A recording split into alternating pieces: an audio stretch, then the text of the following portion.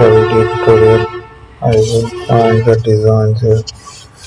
So I will show you how to create the clipping mask like that to make a frame or a picture.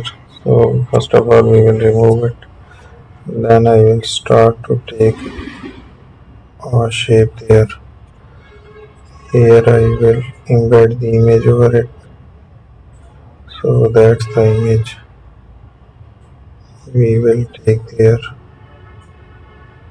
make it fixed. So there is a clipping mask. We can right there move that image as well. We can stretch there to take that design here.